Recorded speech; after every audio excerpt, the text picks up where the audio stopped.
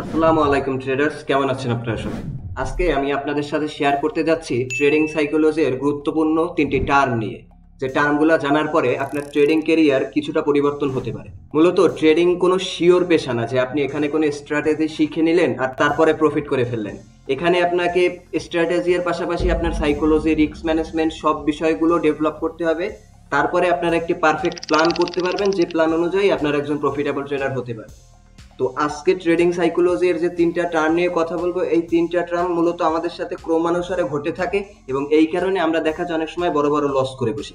তো আপনারা যদি এই তিনটা টার্ম জানেন তাহলে আপনার ট্রেডিং ক্যারিয়ারে কিছুটা হলেও পরিবর্তন আসবে। তো চলুন ভিডিও শুরু করা যাক। প্রথম যে প্রবলেমটা আমরা করি সেটা হলো আমরা কোনো র্যান্ডম কয়েনে ট্রেড করি।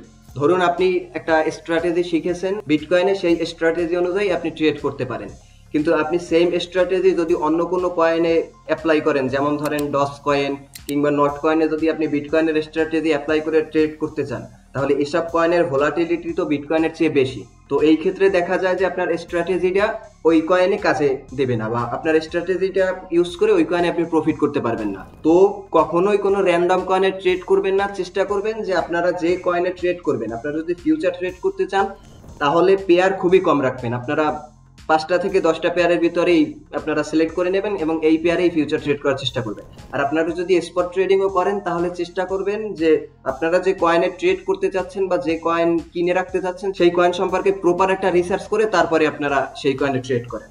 তো এই জন্য প্রথম প্রবলেমটা আমাদের হয় যে আমরা যে কোনো ধরনের র্যান্ডম কোনো কয়েনে ট্রেড করে ফেলি, বা যে কোনো ধরনের র্যান্ডম একটা কয়েন খুলে আমরা আমাদের স্ট্র্যাটেজি অ্যাপ্লাই করে ট্রেড করতে যাই।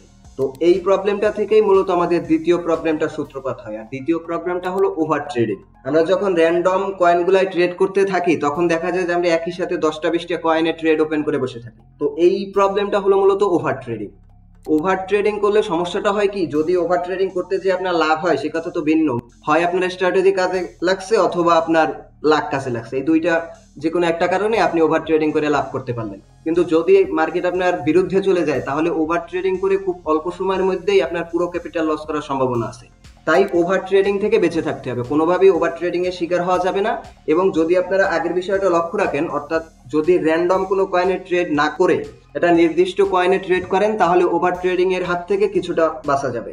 এছাড়াও আপনাদের সবসময় মাথায় রাখতে হবে যে আমি এটি নির্দিষ্ট পরিমাণ ট্রেড সবসময় ওপেন রাখবো, অর্থাৎ একই সাথে আমি 2টা বা 4টার বেশি ট্রেড ওপেন রাখবো না। যখন একটা ট্রেড ক্লোজ হবে তারপরে আমি আরেকটা ট্রেড ওপেন করতে পারবো। তো এই ফর্মুলাটা মানলে আপনার ওভার ট্রেডিং এর হাত দিয়ে বাঁচতে পারবেন। আর তৃতীয় যে প্রবলেমটার শিকার আমরা হই সেটা হলো রিভেন্স ট্রেডিং। রিভেন্স ট্রেডিং বিষয়টা কি, ধরুন আপনারা যখন ওভার ট্রেডিং করে লস করে বসলেন, এখন আপনি লস করে আপনি ফ্রাস্ট্রেটেড হয়ে গেছেন যে না, যে কোনো ভাবে হোক আমার লস রিকভার করতে হবে। তো এই প্রবলেমের শিকার হয়ে আপনারা করেন কি, যে আপনারা হুটহাট না চিন্তা করেই, না বিশ্লেষণ করেই কিংবা না অ্যানালাইসিস করেই আপনারা ধুম করে যে কোনো কয়েনে একটা ট্রেড ওপেন করেন এবং দেখা যায় যে আলটিমেটলি ওই ট্রেডেও আপনারা লস করে বসে আছেন।